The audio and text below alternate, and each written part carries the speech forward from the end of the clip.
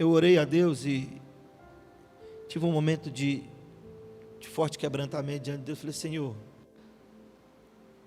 ou nós vamos ser essa igreja, uma igreja para a glória de Deus, que vai perseverar, que vai contar com a simpatia de todos. A gente confunde, irmãos. Essa igreja aqui de Atos não fazia nada para agradar ninguém, muito pelo contrário.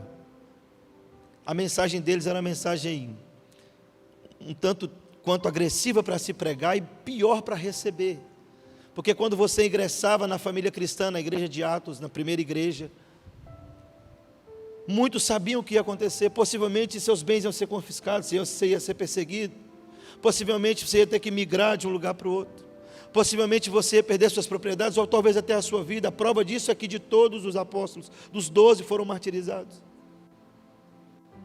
Então não era uma igreja que pregava um evangelho que fosse palatável, que agradasse a todos, mas a Bíblia diz que eles contavam com a simpatia de todos os irmãos.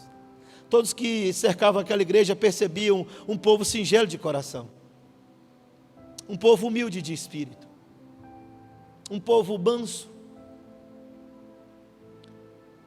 E eu falei: Senhor, e não faz sentido algum ser uma igreja para a glória do Senhor, ou colocar um tema desse, uma igreja para a glória do Senhor, se nós não perseverarmos nisso, se nós não nos esforçarmos para que isso aconteça de novo. E eu perguntei ao Senhor, me culpei várias vezes. Na verdade, irmão, deixa eu te explicar uma coisa a respeito do seu pastor. Quando as coisas começam a achar alguma coisa estranha na igreja, o primeiro que culpa a si mesmo sou eu. Você fala: pastor, mas que bobeira é essa? Eu sou o responsável por isso.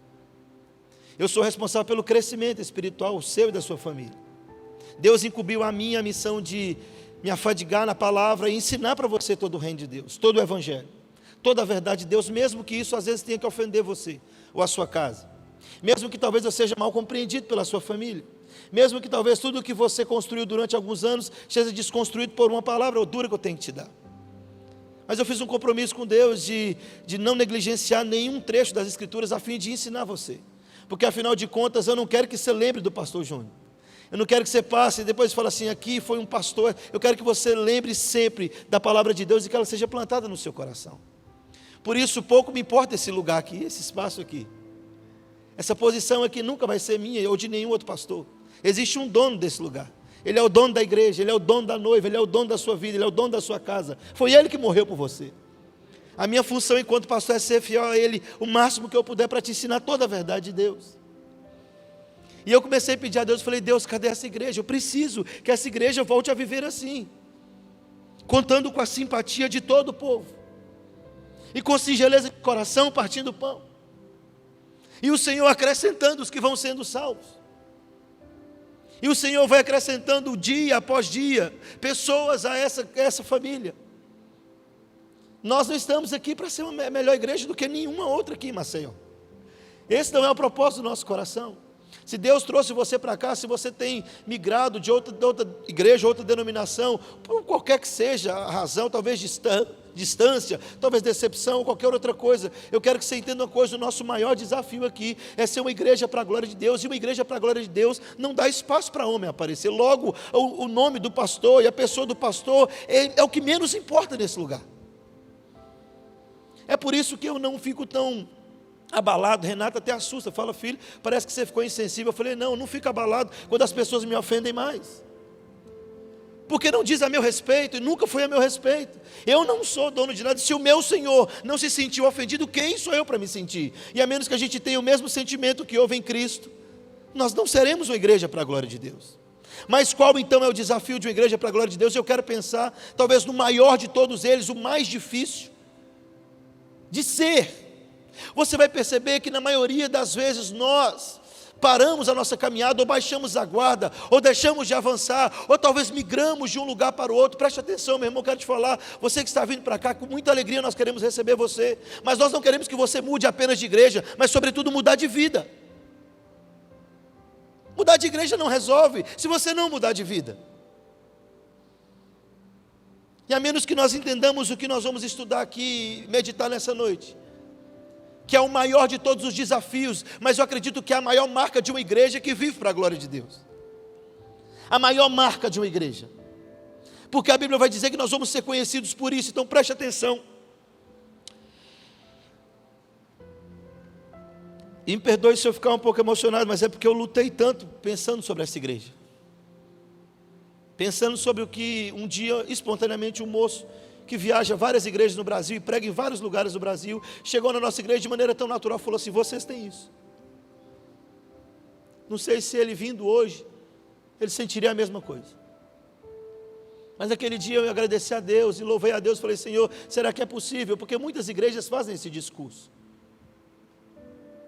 Nós falamos assim: pastor, nós queremos ser igual à igreja primitiva. Isso é mentira, você não tem coragem de dividir seu salário com ninguém. E eles tinham. Pastor, nós temos que ser igual à igreja primitiva. É mentira, você não tem coragem de vender todas as suas posses e entregar para ser distribuído para cada um, para que ninguém tenha falta de nada. É mentira. Nosso discurso está longe da nossa vida. Nosso discurso está desassociado muitas vezes da nossa prática. Mas eu acredito que é possível um derramar do Espírito Santo sobre nós. Eu acredito que o Espírito Santo pode abrir as comportas dos céus e derramar sobre nós algo novo. Eu ainda consigo sondar e conhecer, por conversar, a mente e o coração de alguns irmãos, e ainda perceber que existe humildade de espírito nos corredores dessa igreja. Que existem aqueles que não querem para si nenhuma glória ou honra para si. Eu consigo conversar com alguns irmãos dessa igreja e perceber que ainda existem corações disponíveis e sinceros para servir a Deus. E a menos que toda igreja tenha esse coração, nós nunca vamos provar do derramar do Espírito. Eu me lembro que uma vez no meu aniversário, alguns pastores foram orar por mim, e eu fiz um pedido, eu falei assim: ora por mim só por uma coisa, eu não quero presente. Eu só queria que vocês orassem para que Deus não me deixasse morrer sem ver um avivamento. Mesmo que de longe. Mas entender o que é um avivamento. Passar perto ou pegar pelo menos as fagulhas dele. Então, meu irmão, talvez algumas mensagens aqui nessa igreja vão ser difíceis para você. Você está acostumado a ouvir pastores preocupados com a vida deles.